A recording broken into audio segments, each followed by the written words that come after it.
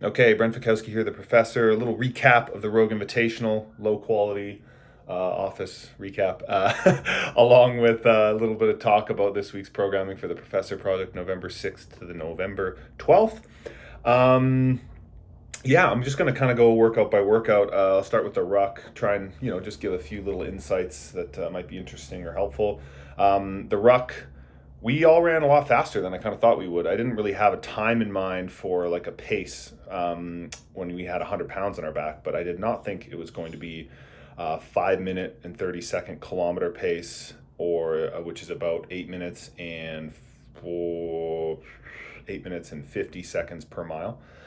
So pretty fast with 100 pounds, and then drop down to I think it was a 45-pound backpack. Still running pretty quick with that, and then for the last mile, I was running a just under a 4 minute mile, or sorry, 4 minute kilometer, which is about 4 minutes per kilometer, so about a 6.5 minute per mile for the last, so right around the same pace I was running for most of the run at the games. So I think it was like a 3:55 per kilometer here for the last mile. So yeah, pretty quick. It was fun. I mean, it was really hard. It was a lot of racing going on. People kind of making moves, especially after the dropping that 100 pounds. Athletes kind of making charges, and so I was really happy that I was able to hold off most of those athletes, and kind of similarly to the games, I was able to finish sort of right behind the lead pack. But this time, instead of having like a big finishing kick and passing a bunch of people, I mostly just sort of stayed in that secondary group. I was at the back of the secondary group, but never more than, by like 5 meters or something. And so, yeah, was really happy to kind of improve on the games, and hopefully with all the running that we were doing, as you'll see in the programming over the next year here, next competition, hopefully just start with that lead pack. Start with Yelly, start with Adler, start with Roman, and just start up there, and make sure that I have a top three finish instead of a fourth or fifth. Next event, the circus, man, was I looking forward to this. Oh no, next event was, sorry, the log bar muscle up back squat. That went all right. Something that I don't know if there's really too much to report on that. It was just a tough event for me. Didn't need to gain a little more confidence in the back squat and a little more strength as well. But I think it's an interesting format. I think if that was just like deadlifts, you pull singles; if it was squat cleans, you pull singles; overhead squats, you put it up, you don't put it down. But having the rack there and having no safety bars, if you fail a rep, it's over, right? Like the whole workout, you'd lose like a minute and a half trying to re-rack it. So I think I let that get to me a bit. And so I might have to include some workouts here in the future, thinking about how that would look in another competition, with some heavy back squats in the middle of a workout. I think would be an interesting challenge for me to maybe include for the Professor Project. Not yet. That's more like a summer thing, but something to keep on the menu. I'm going to actually write that down here.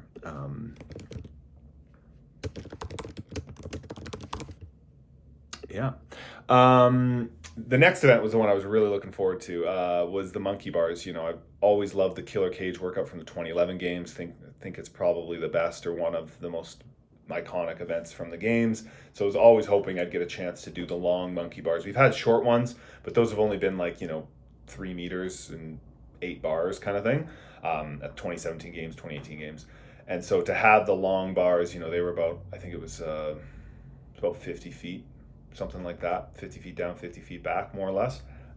Really excited to do that. And it was raining, it was raining before the event started, and it was dribbling a bit when we were doing it. And so bars were covered in water. I was gripping extra hard. That was mostly what I was thinking about, is just every time my hands touched the bar, just gripping it as hard as I possibly could.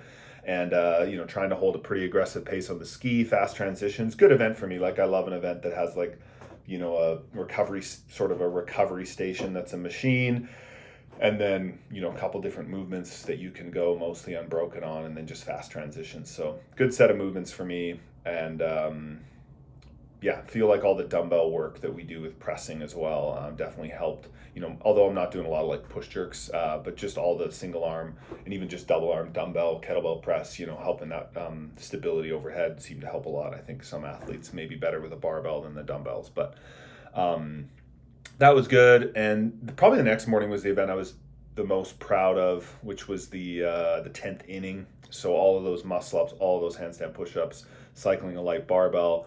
You know, we put a lot of work into those handstand push-ups, put a lot of work into those muscle ups, the strict pulling. Felt like it was an opportunity to see where that's put me, and to finish 10th amongst that field was really good. Beat a few guys that would usually beat me in that type of event, and was just behind a few guys that would usually beat me by a lot. So I was happy with that. Still work to do for sure. Still work to do on those handstand push-ups and the ring muscle-ups, but was happy with how I broke it up, and was able to kind of rein in a few guys at the end there. I was keeping an eye on Ricky as I was thinking about the 6th round. I'm like, oh, he's starting to look a little tired. If I just keep my pace here and maybe have a finishing push, I don't think he'll have a finishing push. And was lucky to do that, but also as I was running back to the final bar, I saw that I was getting there just about the same time as Chandler. So I thought, you know what, if I can rip these out really quick, that might be enough. I didn't keep an eye on him during the snatches. I didn't like look over, but I just thought, you know, just do your 12 unbroken and hopefully that's enough. And it was just to catch him, which was good, you know, to kind of beat those two guys just at the kind of the last station there was good. I think, you know, also getting to practice, you know, this is kind of a good tip for you. Like if you're prepping for a comp, think about how it's set up. And so I've been doing all my ring muscle ups outside of my gym, even when it started to get a little cooler, because the straps are longer. And so when I'm inside my gym, from the floor to where the straps are attached, it's like 13 and a half feet. When I'm outside here, it's about 16 and a half feet. And so that extra 3 feet is just more unstable on the dip, and the rings swing around more and blow around more in the wind. So I knew that, you know, going to the Rogue Invitational, they're going to have the big Zeus rig, and the straps are going to be long. So I was practicing on those. Oh, excuse me. So something to keep in mind, you know, if you are prepping for an online competition like the Open, you know, practice on a pull-up bar that's just the right height. Make sure you have grips that are, you know, that are grippy on the specific pull-up bar you plan on using. Make sure that you're practicing probably with stations that are really close together, right? The barbell's right next to the pull-up rig, the dumbbells are right next to the rower, because usually that's what you can do. And so when you're practicing for, you know, like I did for an outdoor event, it's like, okay, maybe do some sandbag cleans on the grass, right? Maybe do your rings on a high pull-up bar, or, you know, on a high, affix your ring straps to a high thing. You know, and so think about those things. Like, am I running, you know, I did a couple runs up like a berm, like up a hill, because I knew that they'd have that kind of that steep hill. So, you know, things like that, right? Kind of greasing that groove and thinking, okay, you know, even if you don't know the workouts yet, because we didn't know the workouts until I'd already left my training, you know, my home here. But, you know, if you look back at prior competitions, you look back at, you know, if it's prior Open workouts or Wodapalooza qualifier workouts, or maybe you made Wodapalooza, it's like, okay, what does Wodapalooza usually do? You know, I should probably practice on long ring straps. I should practice with an extra long climbing rope, find a gym that has one and just go there and, you know, do a few reps. As much as you can, you know, like I think Wodapalooza's used the flip sled before. So if you can find a way to flip a tire, or, you know, get a flip sled, or use the pig from Rogue, all those things are going to be helpful. So yeah, like that's something to think about. And I think, you know, just practicing on those long rings probably made a difference. Next event was the Duel number 3, 3rd edition. And that was a lot of fun. You know, you're out there for a long time. It's a long time to be like, you know, just waiting around. But it felt like it went by pretty quick, especially because I made it all the way to the last duel, which is fun and good. And, you know, what I did there, I think I said it in the post-game interview, but, you know, tried to find something each round that I could improve on. So I had my checklist of the things I wanted to do each round, you know, to get a good score, but I was kind of adding to that, trying to watch the footage, the replay footage as soon as I left the floor, you know, watch myself, watch other athletes each round, and see if there's something they're doing that I'm missing, because those little split seconds make a big difference. So, you know, making sure that, you know, got my foot over the line, touched the box quickly, you know, was kind of thinking about which hand to reach for in the corner of the box, that kind of thing. You know, the first time I did it, I just touched the bag too many times. I bent over and I sort of touched like hand on top as if I was like stabilizing it. It doesn't need to be stabilized. The bag's not moving anywhere. And then I went under, as opposed to just under, over. So, you know, I was touching the bag too many times, and that added like a full second.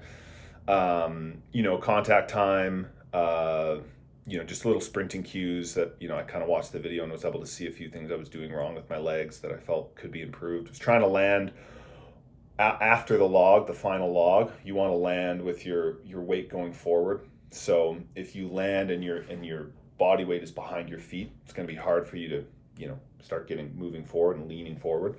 So you want to try to land and keep that center of mass pushing ahead, keeping your feet kind of behind you and churning behind you, as opposed to, you know, overstriding.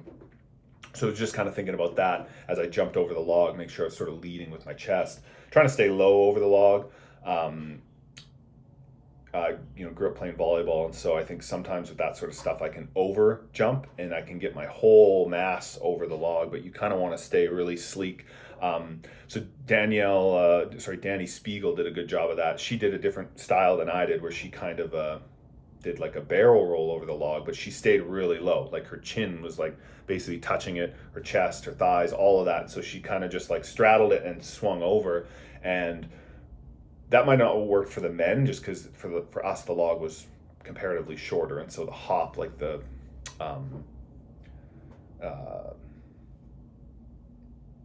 pummel hop made the most sense. Vellner had some really good ones.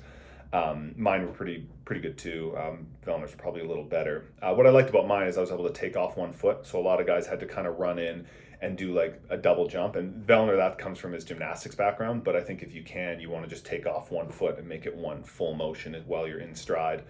And then just try to decelerate late. So, you know, you're in a full sprint, you get off that log, you get up to full speed, you know, let's say a third of the way. And then instead of just maintaining that speed and allowing it to slow down as you get to the bags, you're trying to continue to accelerate all the way until you're 3 inches away from the bag, and then you kind of like put on the e-brake and slide in. And so I was able to gain a little bit of ground, if you saw in that last round on Hopper. Even though he was ahead of me on the run, we basically got the first bag in at the same time because I decelerated a little later. So little things like that. Deadlift went well. You know, we work a lot on deadlifts, as you'll see in the programming here. You know, we have our deadlifts here. You know, conjugate type stuff, and it just takes time. You know, got to keep chipping away at it. I feel like I made some good progress in the last like 8 months, but you know, I have another 9 months here before the CrossFit Games to hopefully improve that a little bit. But I was still really happy with it. I was happy technically with how it was. You know, been trying to change some things, and feel like it was a really solid, you know, technical deadlift for me. I wish I had a side view of it, to be honest, which is something I might try to look for. I'm gonna type that in just for me and my coach, just see if you know, if there's anything we can learn from that. But yeah, it was tough sitting around out there watching everyone lift more than me. But you know, sure would have preferred that to have been a snatch or a clean and jerk, an overhead squat, or you know, something like that. Something that ends overhead, a little more dynamic, is usually better for me. Deadlift's not my best. That and, you know, a front squat or a back squat would be not so great as far as a 1 or max. So tough for me to, you know, it is what it is. That's the sport. But it was still fun. You know, still happy with the lift. I was hoping for more, so I was a little disappointed at first. But, you know, after like a couple minutes, I was like, you know, it's fine. Next day was a tough day. The events were back to back to back. So Hulk Hands was tough. And then we only had like a 1 hour turnaround. And so that, you know, that straight 10 minutes was really tough. And then to do that and only have an hour turnaround into the next one, I was still, you know, I was not fully recovered for that next one, which was fine based on the workout, you know. I think with Hulk Hands, I think something that's interesting is the sport's changed a bit at the top level, where something like Hulk Hands, I used to be able to pretty confidently just win a workout like that, or, you know, at least at a semi, maybe not at games. I think the field's getting so much fitter at stuff like that. It's a very similar event to the finale at the CrossFit Games, where it's, you know, assault bike and just like heavy, full body leg dominated movements, right? It's lunges and thrusters. And assault bike, this one was clean and jerk, lunges, and sled pull. And so I think the ability for athletes to sort of just like trudge and maintain a more aggressive, like higher output has improved a lot. Whereas I think before, if you could just do those things and recover on the machines, and not take like massive breaks, you would do so well. Whereas now it's like, everyone can recover on the machines. Everyone can do those things. Everyone's taking like normal size breaks. And so it comes down to who can take less breaks, who can really push the pace on the machines while still being really diligent in all the weightlifting stuff. So, I think some strategies there that we're going to look at, like right now, you'll notice we're still just building a lot of base work, right? Like a lot of zone 2 stuff. But I think as we get closer to the in season, the semis, the games into the summer, start revving up those paces, right? Starting to make friends with higher paces on the machines, right? So, if right now, and the way you can apply this to your own training is, if you're used to just like, I get on the rower and I hold 1,000 calories per hour, like that's just kind of my workout pace. It's like you need to bump those numbers up, right? You need that to go from 1,000 to 1,100, or from maybe if, like for me, a lot of times it's like, 1,250, like 1,250 calories per hour is kind of like, it's not easy, but it's kind of a recovery pace. And then I can get off and get going on the next station. And so I need to bump that up to, 1350, 1450, 15.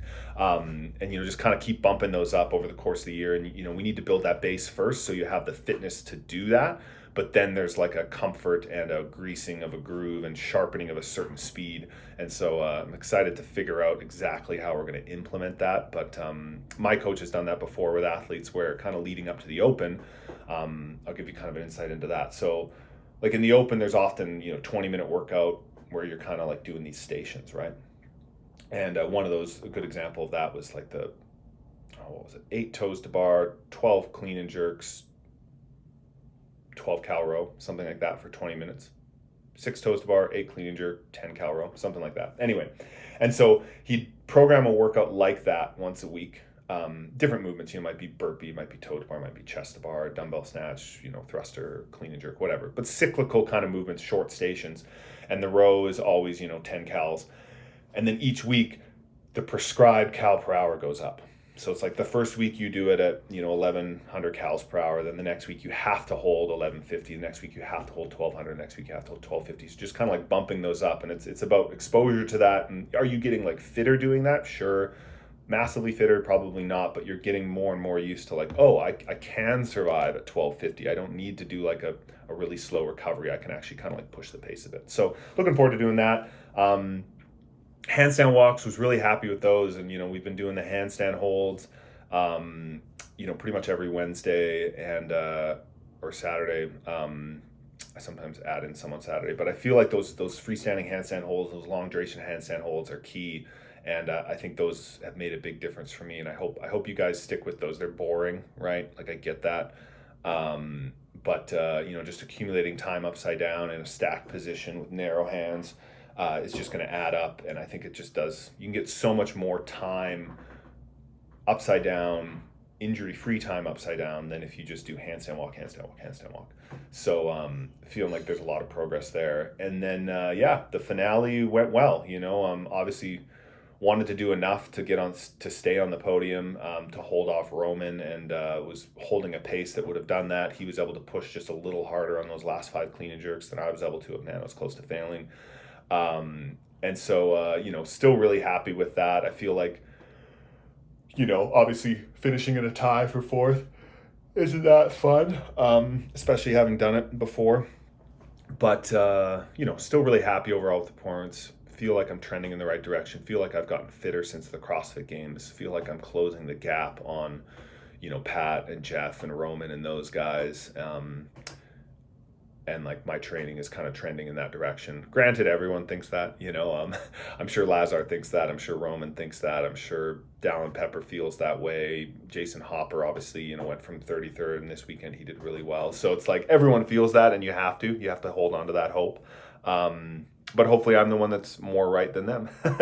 and hopefully I can, continue to have a solid year. So, but the finale was good. That's not where I don't feel like on the finale is where I lost those points. I think when you watch a sport, when you spectate a sport, there can be the tendency to look at the last possession of a basketball game and blame the win or the loss on that, right? And, I learned from playing sports like volleyball and stuff that it's like, yeah, well, we missed 5 serves early in the game, and then yeah, we lost at the end because they hit a they had a really nice play or something. Um, and you can look back at the last play and feel like that's what lost it. But usually there's easier points to be won earlier in a game. And I feel like, for me, it was the back squat workout and the Hulk hands, where there were just some little things that I could have done differently, should have done differently, where those are the places I feel like I lost the points. But at the same time, I know that everyone has those, right? I know that Roman didn't have a perfect weekend. Pat didn't, neither did Jeff. There's plenty of things they would go back and change. If they could, strategically in execution and no reps or whatever that is. Jeff slipped on the second or the third log, slipped and had a barrel roll and then jumped up, and so then he got cut from the duel. And had he not got cut, he might have had a real nice score, and then all of a sudden he's fighting for first. Or there's all sorts of things like that where we all have those. So at the end of the day, you just need to be fitter than everyone else, and then still execute well. But you're never going to have a perfect run of a weekend, and I feel like I had a very close to a perfect run, as close as I've had in a very long time as far as execution. And so still trying to learn from that, still trying to build on that so that I can have a perfect execution in the next comp. But yeah, that's pretty much it. As far as training this week, I mean, there's lots of good stuff in there.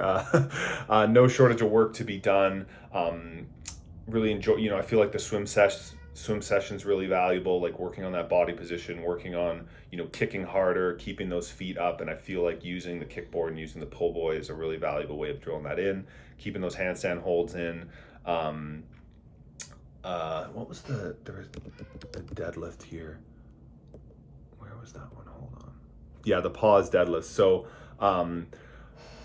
pause below the knee. I really like that. Obviously for me, the struggle is going from the ground to the knee is like the hardest part. And so that pause really makes sure that I'm in a solid position. Sometimes I'll pause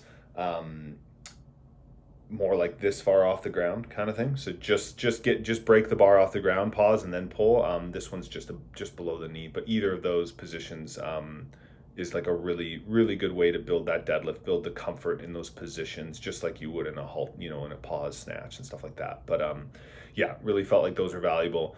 And yeah, and have fun with the pullovers as well. Work on those, some good videos there. I really like that Power Monkey one. I think there's some really good advice in there. Yeah, I'm going to leave you to it, this long video. So thanks so much, guys. Appreciate the support. And as always, Professor Project members, you have any questions, hit me up. Hopefully you enjoy this week of programming, and let's get fit. Big season ahead.